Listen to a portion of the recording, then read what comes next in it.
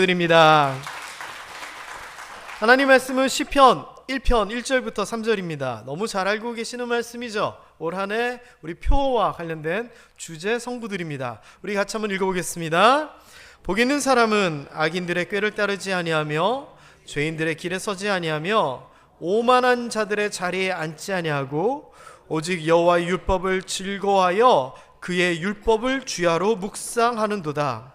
그는 시냇가에 심은 나무가 철을 따라 열매를 맺으며 그 잎사귀가 마르지 아니함 같으니 그가 하는 모든 일이 다 형통하리로다.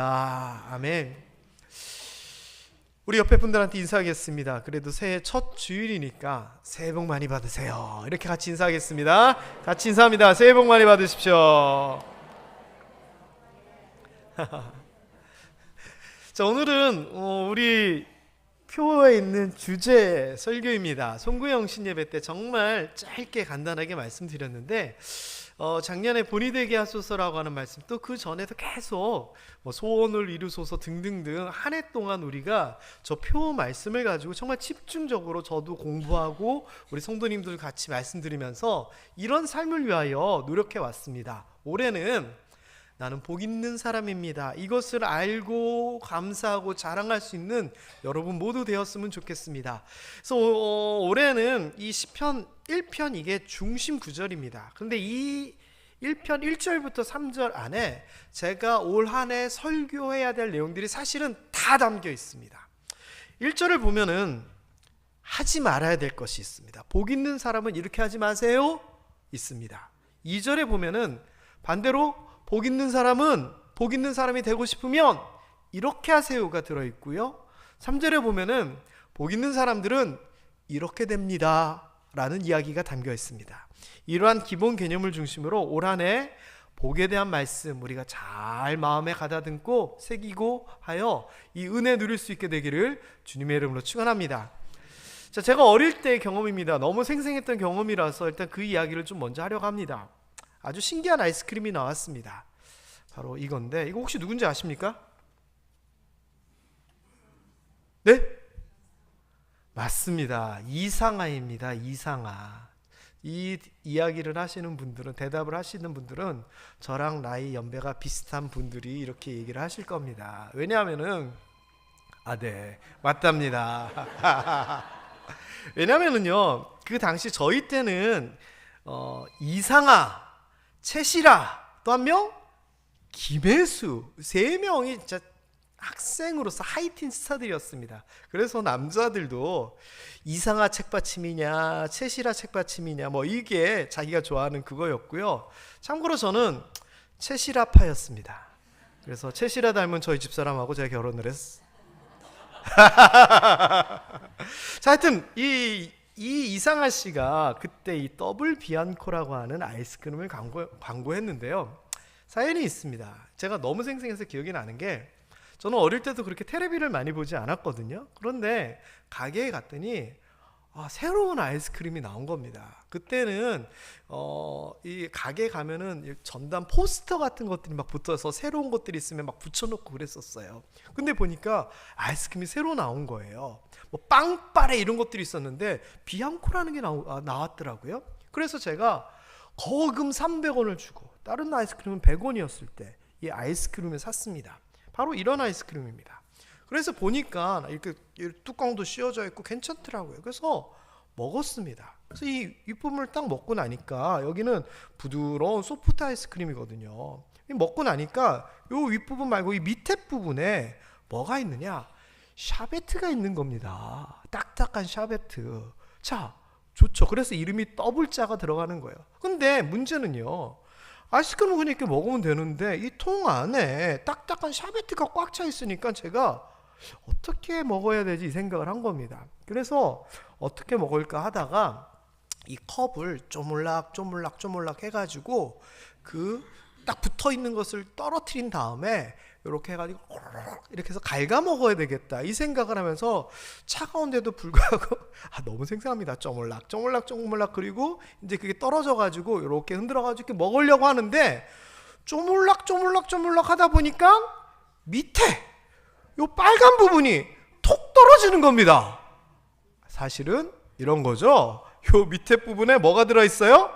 숟가락이 들어있는 겁니다. 그래가지고 제가 얘가 처음에 이게 쪼물락거리면서 이렇게 먹어야겠다 생각하다가 요게 있어서 먹었던 거죠. 그러고서는 며칠 있다가 얼마 안 있다가 TV를 보다가 이 광고를 보게 된 겁니다. 그 광고가 뭐냐? 아까 봤던 그 이상아 씨가 군대 조교 복장을 입고 나와가지고 군인들 같은 출연진들한테 이 아이스크림을 주는데 그중 한 명이 저처럼 어떻게 먹을지 몰라가지고 샤베트를 뭐 이렇게 먹는 아마 그런 걸 거예요. 그랬더니 이상아가 아주 유명한 대사를 합니다. 줘도 못 먹나? 제가 그래가지고 야, 저 사람 나랑 똑같다면서 웃었던 기억이 제가 납니다. 여러분, 이런 방법이 있는데 이걸 모르면 도대체 어떻게 먹어야 돼요? 별거 아니잖아요. 그런데 반대로 방법만 알면 쉽게 뭔가 할 수 있는 그런 것들이 분명히 있습니다. 그래서 우리가 살면서요, 뭔가가 해결하고 문제를 풀기 위해서는 의외로 방법을 정확하게 알면 술술술술 풀리는 경우들이 있습니다. 반대로 방법을 모르면은요, 이거는 엉망진창 큰일 나는 경우들도 있고요. 그래서 2024년 표어 중에 보면은 그 밑에 나는 복 있는 사람입니다라고 하는 표어 밑에 실천 과제, 우리 목표로 뭐를 제가 썼냐면은 알고 감사하고 자랑하자를 넣었어요. 특별히 첫 번째 알고가 저는 굉장히 중요합니다. 왜 중요하냐면은 복 있는 사람이다라고 하는 그런 아주 중요한 표현에 대하여서 잘 모르면은 마치 요 밑에 숟가락이 있는데 그거를 몰라가지고 어설프게 막 힘들게 뭔가를 먹는 것처럼 잘 모르면은 이 복 있는 사람이라고 하는 이 복을 우리가 제대로 못 누린다는 겁니다. 그런 이야기를 오늘 좀 해보려고 해요. 그리고 1년 동안 이런 내용들을 차근차근 살펴서 말씀을 보면서 아하, 이게 복이구나 제대로 알고 다 누릴 수 있는 우리 모함의 성도님들 되기를 주님의 이름으로 축복합니다. 자, 복에 대한 이야기, 우리는 어떻게 기도합니까? 하나님 앞에 복과 관련돼서 기도하면 뭐라고 기도해요? 당연하죠. 뭐라고 기도하세요, 여러분? 하나님 복 주세요 라고 기도해요. 그런데 사실은요, 우리가 하나님 앞에 하나님 복 주세요, 이런 복도 주시고 저런 복도 주시고 막 주세요 그러면은 하나님께서 이렇게 대답하실 것 같아요. 뭐라고 대답하시냐면은 복 줬잖아. 우리는요 그렇게 얘기하시면 궁금하고 이게 뭐지라고 생각할 거예요. 그래서 다시 물어보는 거죠. 하나님 복 주셨다고요? 그런데 이 이야기가 우리의 현실이에요. 여러분 진짜예요. 밥 많이 먹어가지고 배 부른 사람한테 아우 많이 드세요, 맛있게 드세요 라고 얘기하면 어떻게 되는 거예요? 사실은 좀 우스운 거잖아요. 그러면 여러분 아까 우리가 뭐라고 옆 사람한테 인사했어요? 새해 복 많이 받으세요 라고 했죠. 근데 우리가 이미 많이 받았으면 그 인사는 뭐가 되는 거예요? 좀 이상한 인사가 되는 거예요. 그런데 그게 사실이라는 거예요. 이미 우리는 복을 많이 받았어요. 그런데 그거를 잘 모르는 거예요. 복을요 제대로 알아야지만 우리가 소유하고 누릴 수 있거든요. 얼마 전에 아주 재밌는 제가 기사를 하나 봤어요. 이게 뭐냐면은 가면이에요, 가면. 그런데 아프리카에서 만들어진 나무 가면이라는 거예요. 이 기사가 나왔는데 이 기사가 왜 나왔냐 하면은 프랑스의 어떤 노인이 집안에 있는 다락방을 이제 정리하는 거예요. 필요 없는 거 갖다 버리려고. 그러다 보니까 그냥 할아버지가 물려주셨다는 나무 가면이 하나가 있길래 이것을 어떻게 처리할까 하다가 고물상에게 팔아버려요. 그런데 생각해 보세요. 버리려고 했던 물건인데 고물상에 이리저리 따져보더니 21만 원이나 주겠다는 거예요. 기분 좋을까요, 안 좋을까요? 되게 좋죠. 나는 버릴 건데 자리만 차지하고 있었고 있는지도 몰랐는데 그래서 21만 원을 주고 받고 줘버렸어요. 그런데 문제가 생겼어요. 그게 뭐냐? 알고 보니 그 나무 가면이 1900년도 초에 가봉이라고 하는 아프리카 나라에서 만들었던 건데 희귀 가면이에요. 그래서 전 세계적으로는 한 10개밖에 안 남아 있다는 거예요. 그리고 이 프랑스 노인의 할아버지는 아프리카 식민지의 총독이었어 가지고 그때 총독 생활을 하면서 귀한 물건이라고 해서 가져왔던 건데 그거를 그 아들이건 이 손자건 모르고 있다가 다락방에 두고 있었던 거예요. 그런데 그 중고상이 그걸 21만 원 주고 오래됐으니까 샀는데 이걸 팔아봐야 되겠다라고 하면서 물건을 팔려고 하다 보니 가치가 높은 거예요. 그래서 경매에 내놨어요. 그래서 그 경매 소식을 이 노인이 들은 거예요. 그리고서 깜짝 놀랐죠. 왜냐하면은 경매가가 얼마에 팔렸느냐? 놀라지 마. 우리 교회 분들은 하나도 안 놀랄 거예요. 뭐 그 정도야 하면서 21만 원의 그 중고상이 사서 경매에 냈더니 얼마에 팔렸느냐? 60억에 팔렸어요. 그래서요, 이 노인이 그것을 알고서는 소송을 걸었어요. 나 이거 이렇게 비싼 줄 모르고 팔았다. 돌려줘, 물려줘. 너 판 거 다시 돈 내놔. 그런데 법원에서는요, 그 노인의 이야기를 이른바 기각해버려요.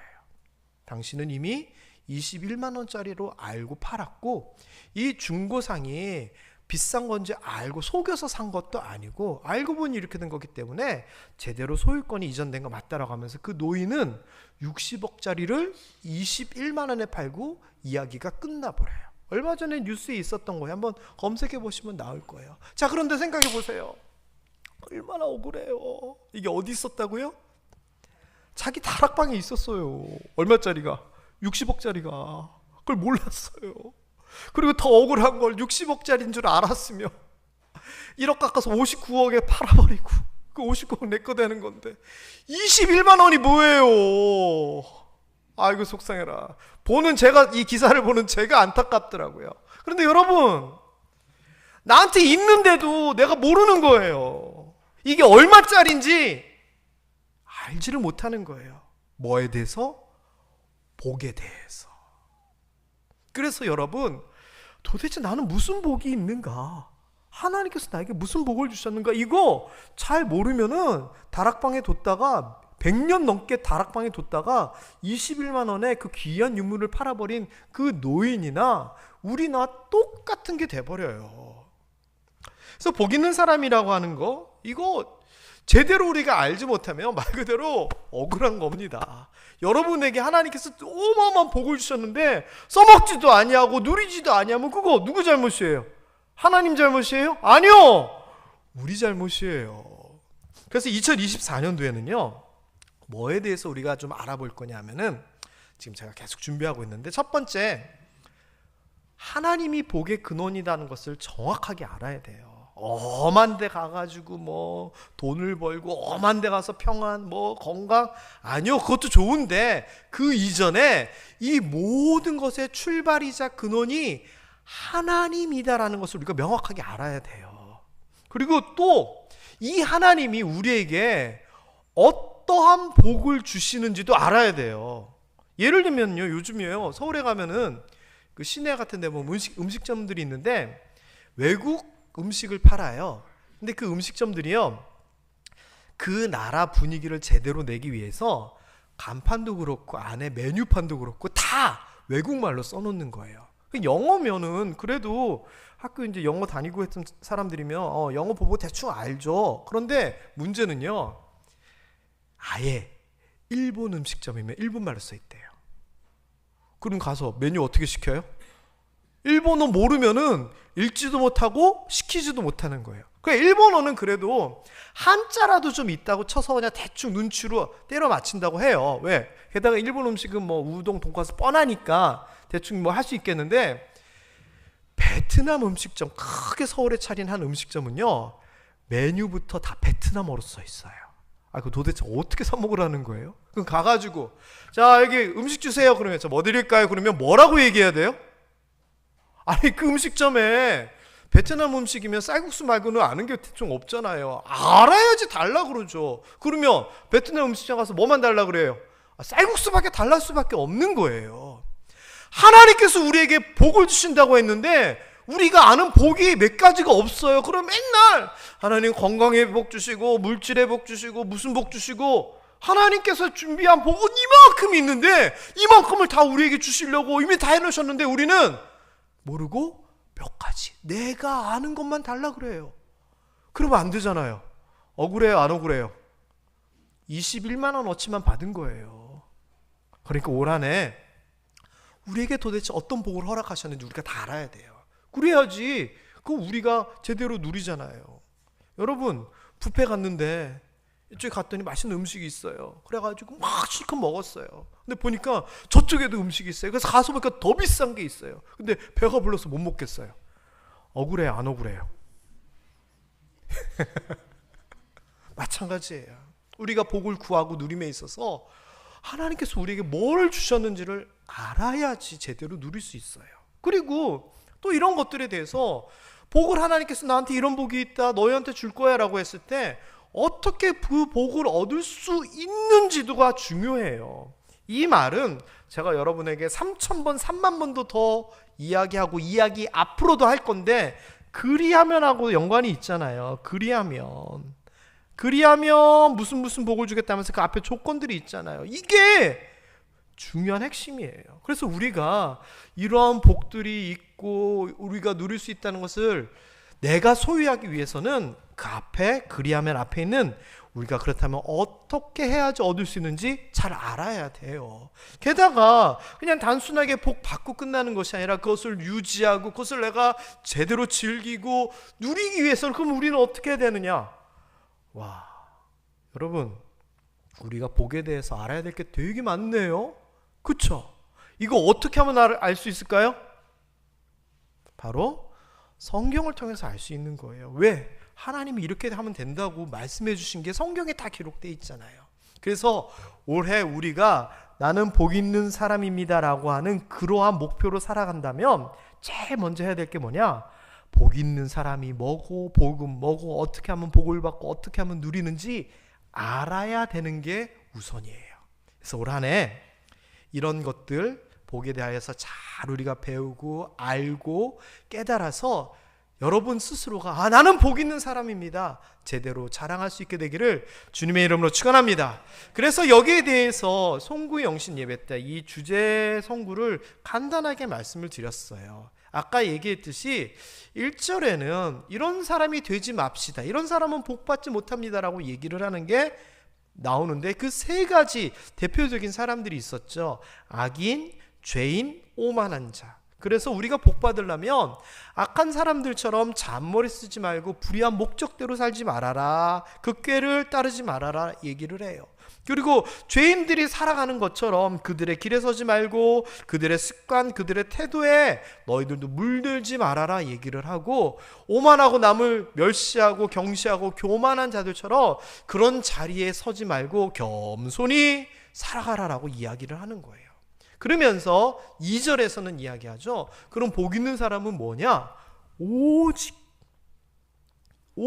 이렇게 해야 된대요 하면서 하는 얘기가 말씀을 즐거워해라. 즐거워해라라고 하는 뜻은 가치 있는 것으로 여기고 마음속에 두고 소원하고 기꺼이 받아들이고 이런 것들이 즐거워하는 거거든요. 그리고 이 즐거울 뿐만 아니라 이 말씀을 밤낮 주야로 묵상하라라고 얘기를 해요. 하가라고 하는 단어인데 이거는 입으로 읊조리는 것, 중얼중얼거리고 신중하게 생각하고 연구하고 이야기하고, 이게 묵상하는 거거든요. 그럼 어떻게 하라는 거예요?